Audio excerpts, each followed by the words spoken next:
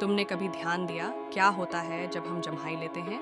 जब हम जम्हाई लेते हैं तब ज़्यादा हवा अंदर जाती है, जो रक्त प्रवाह को बढ़ाती है और न्यूरॉन्स को जागरूक करती है। समझो हमारा दिमाग हमसे कह रहा है, हे दोस्त, मुझे ऑक्सीजन चाहिए।